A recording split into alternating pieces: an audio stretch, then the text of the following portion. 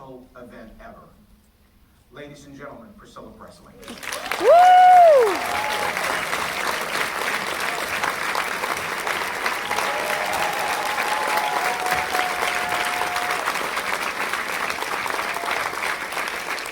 Welcome. You look gorgeous.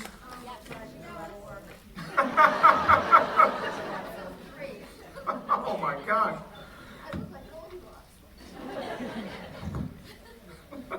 You look gorgeous. You look gorgeous. Now, Jerry was just telling us about your tour. You're just off the road. I talked to you just before you were getting ready to leave, and you were telling me your schedule, and I said, stop, I'm exhausted. Because you guys really, and you've got a lot. You asked that yesterday at birthday, and I was stunned at the amount of people from the UK that are here that have come in.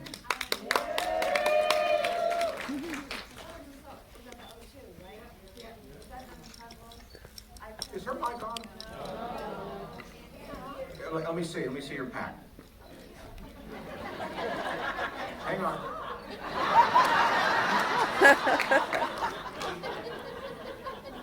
Yeah, you're on there. I am on? Yeah, you're on there. There you go.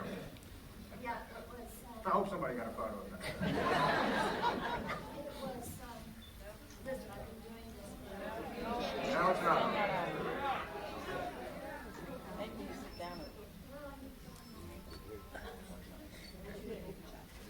Anyway, I'll give you mine if I have to.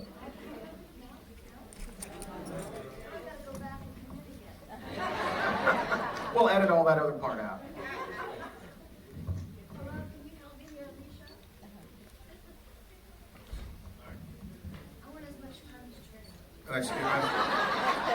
This doesn't count toward your total. Can I come over there?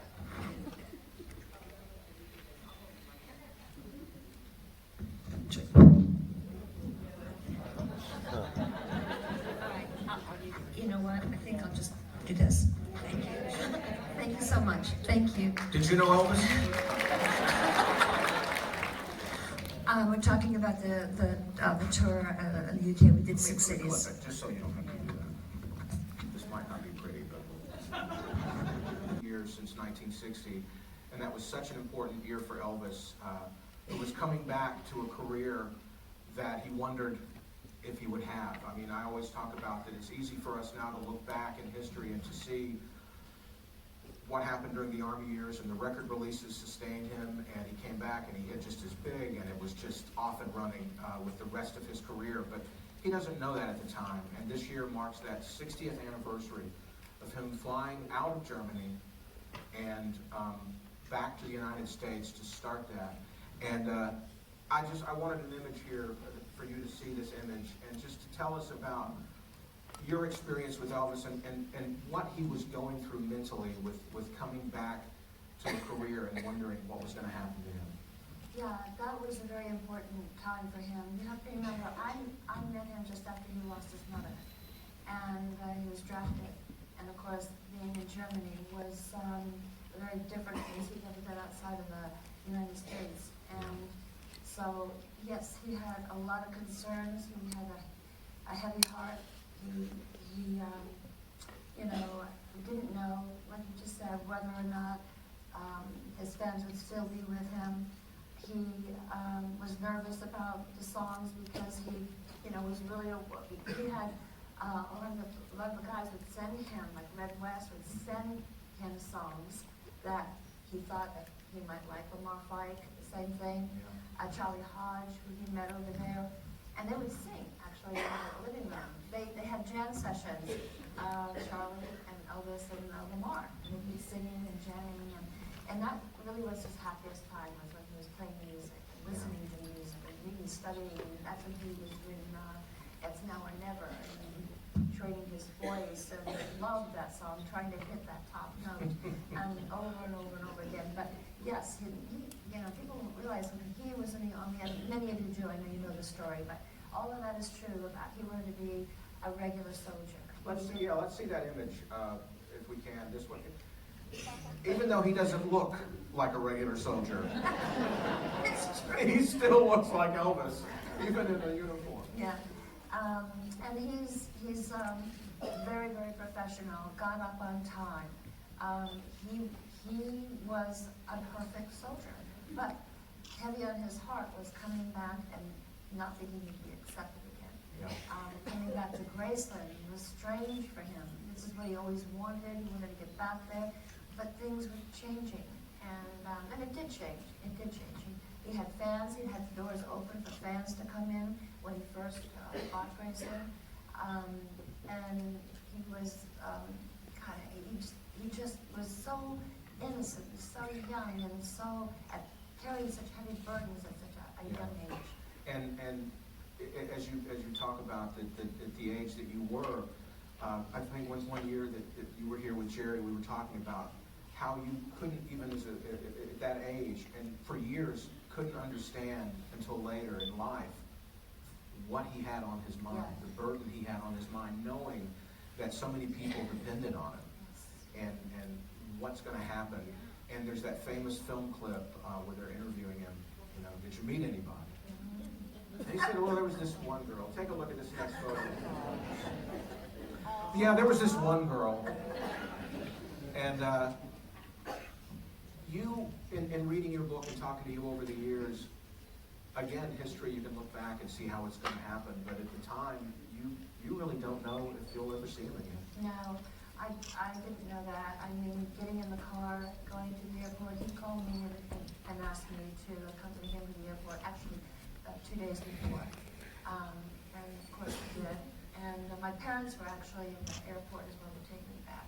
And I didn't say one word the whole time going back to our place, our apartment. And at that time I thought, gosh, that was the last time I'm seeing him. I will never ever see him again. He's going to go back to all those beautiful women in Hollywood, and there's no way I can even compare to these, beautiful women who are actresses. And yes, a lot was going through my mind as well. But I don't hear from him for 21 days, and then I get a phone call at 2 o'clock in the morning. And my dad wants to know, I go to answer it because my father, of course, worked in the morning, and it's Elvis. And now my dad doesn't know at that time that I'm still talking to him 2 hours later. Actually, I wasn't doing much talking. I was listening. Really? Oh, no. Is she beautiful? Oh. Let's see this next image, because we were talking. There we are. You don't look happy about this day. No, I'm deep in thought myself. And these are fans as we're taking off from his home here that he lived in.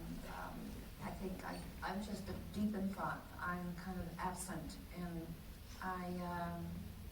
all I'm thinking about is I'm losing him, and that I'll never see him again.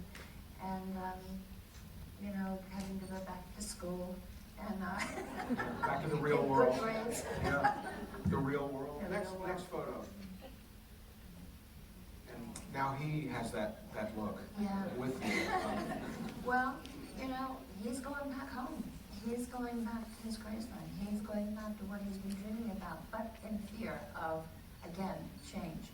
Is he going to be able to keep it? Is he going to be able to, afford all the things that he was just getting into before the Army? Yeah. These are heavy, and again, I'm not there with him. I'm there physically, but again, looking back and being with him and looking at these pictures and what he was going through and his head, and he really didn't. He's not thinking that he's going to be accepted. Yeah, and he's going back to a Graceland without Gladys. Exactly, and that's a big one. Thank you. Yeah. That was a big one, that Gladys is not there. And the grieving time that he had was not much. It was basically what he had in the barracks. That he'd sometimes stay alone and just think about, life going on without her. She was a big part of his life. She was his support, just him. I mean, not that Vernon wasn't, but Gladys was his go-to. Gladys he told everything to, and they shared a lot. Yeah, and that there's nothing more empty than a home that's lost the matriarch. Yeah, that's right. Next photo. There's that goodbye. And that strange woman next to me. And the guy in the hat who knows something's up.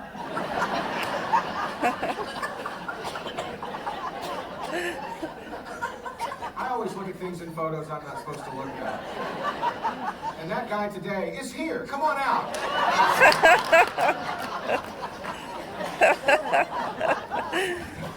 You're funny.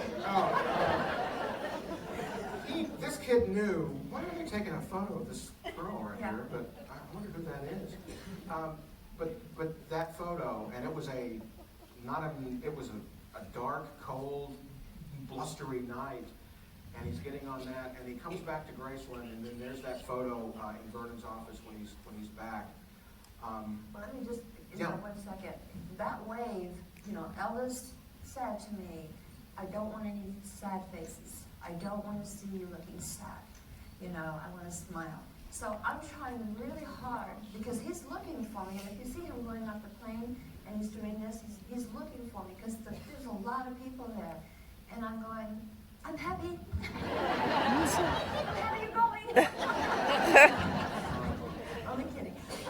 But trying to, as much as I could, put on a happy face. Yeah. And so, yes, we go back into the office. Yeah. And 21 days later, like you were talking about, he gets back to, again, in March, in just a few months, it's the 60th anniversary of that goodbye, the 60th anniversary of the recording of that album in Nashville. And I think there's never been an album titled better than Elvis Is Back. And there you are, hearing what's going on. Mm-hmm. And Well, you can hear this. In the office what he says. Because I said, is there any special girl that you were with that you liked? And he goes, well, no, sir. Well, there's this one girl that I was seeing, but it wasn't really anything.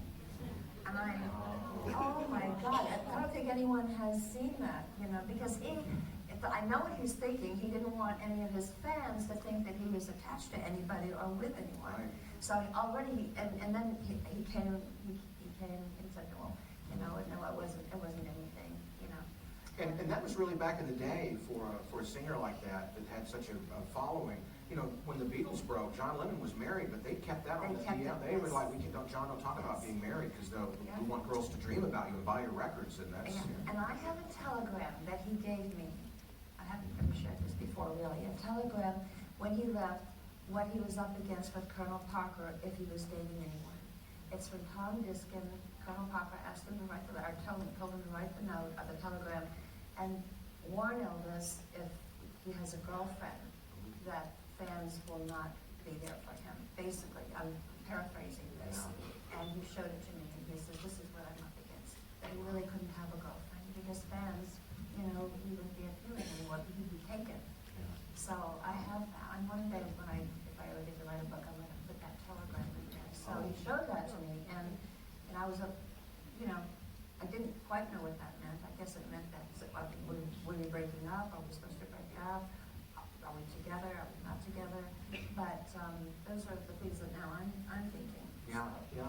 Well, like you said, after 21 days he called, so you end up coming to Memphis, and Memphis then becomes now your hometown, and those years at Graceland. And then there's an event that happens in 1967. Next slide. Let's just jump forward in the story. No, not at all. No, I'm just up to 67. But I have to say something. Yeah. When you say that I went to Graceland, I'm going to set the record straight. It was never that my father wanted me to go to Graceland, ever. I had begged my mother to talk to my dad. It was Elvis' suggestion that I come and see him in the summer of '62. It was his suggestion that I, get my dad, talk to my mother, about me coming. I never, ever said, can I come? Can you let me come? I was never that girl. I was very reserved. And he's the one who, told me that he wanted to see me. And your father had to talk to him. And my dad had to talk to him. Yes, my father had to talk to him. I was going to be staying with Vernon. And it was the summer of '62. And yes, it was not that easy, but it's stories out there that I wanted to come to Graceland and I was going to Graceland. It was never that way. It was Elvis making the phone calls. Because he was calling me. I never know when he was going to call. It could be 3 months, it could be a couple of months, it could be maybe 4 months. He would, whenever he had to win. But again, he was also busy too. So, and And back in the day, the telephone calls went through an operator. So it would take a few hours before we got the call. Yeah, because it was an effort to get an overseas operator to do that. And